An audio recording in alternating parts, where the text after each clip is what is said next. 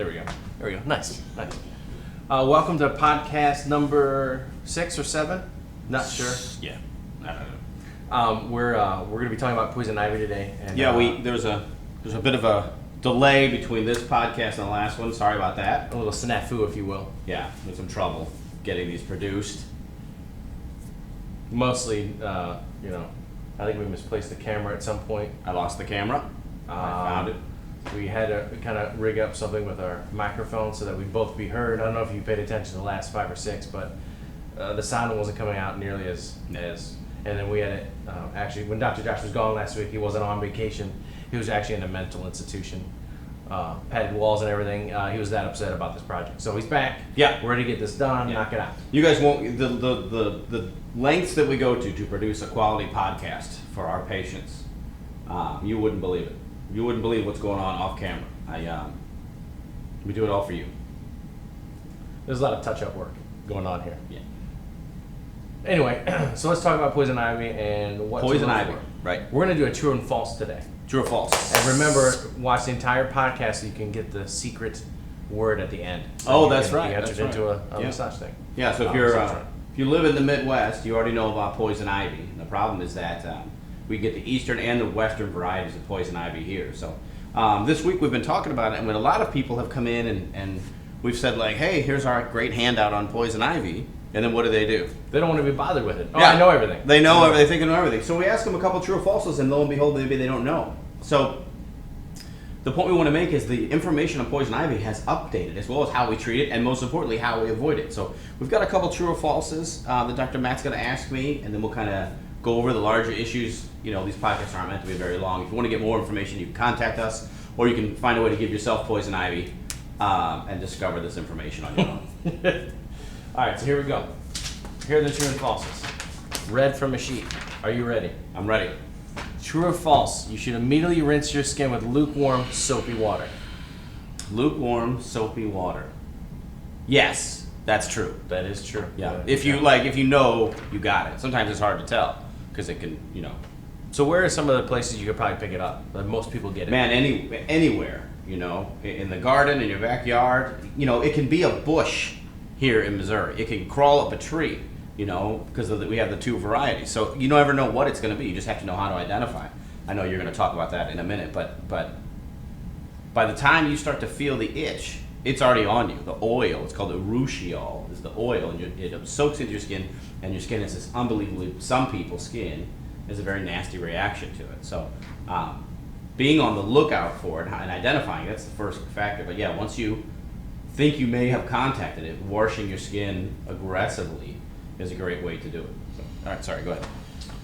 All right, so true or false? You should wash your clothing and everything that has come into contact with the oil. Yeah, I'm a big fan of lighting everything on fire, but that's because I'm very sensitive to it.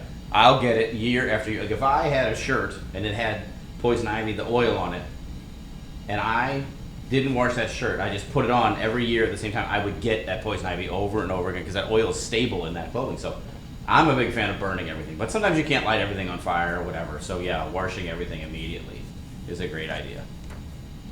You should immediately scratch the blisters, spread it all over your skin, Yes. and that will help it heal. Yeah, so 2 things about that. True or false? That's a false. Oh, just leave the blisters alone. Some people will tell you, that the oil is in the blister. That is not true. The oil is not in the blister. The oil is long gone at that point.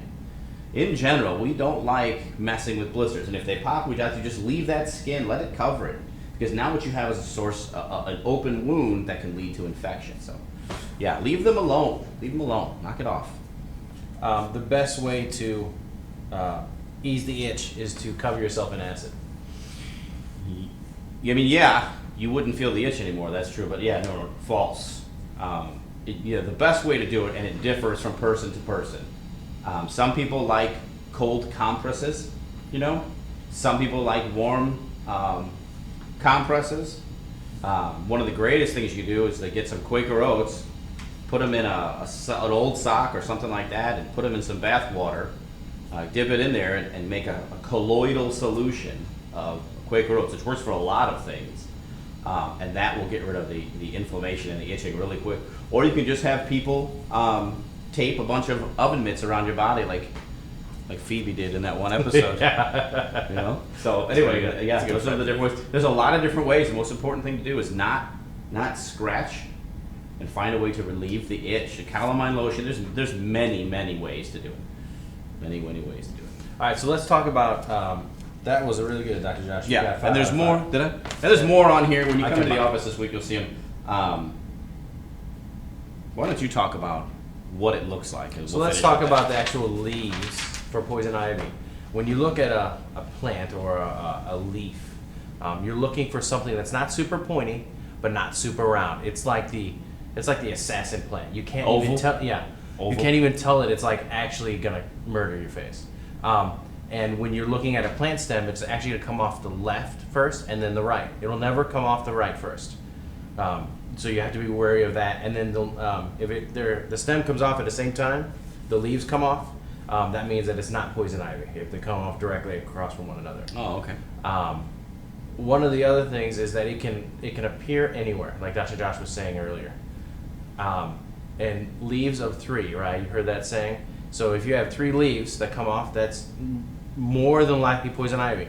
And even if you have a guess, don't go messing with it. Dr. Josh talked about, he loves reptiles in general, but he always tells people, who cares what it is, just don't go anywhere near it. Right. Yeah, there's no reason for you to go anywhere near it. Right. People want to come in and ask us how to identify poisonous snakes, and they talk about the pupils of the snake.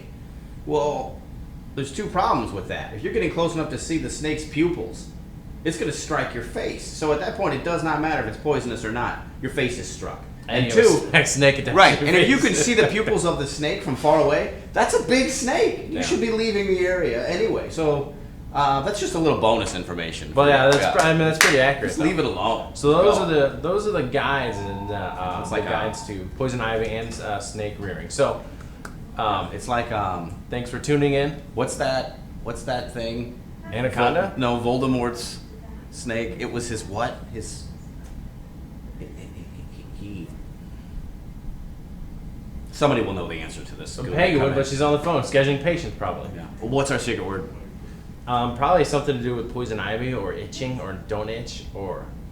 I always say cat scratch fever, but I don't know. That Cat that's- scratch fever is the word. Okay. So when you come in this week, make sure you tell Peggy, or next week whenever you come in, and she'll say that to her. She'll get you entered in the drawing. We'll give away a massage. So for the 6 people that watch this podcast, I think one person's won the massage 3 times. So, what are you gonna do? Anyway, thanks for watching. See ya.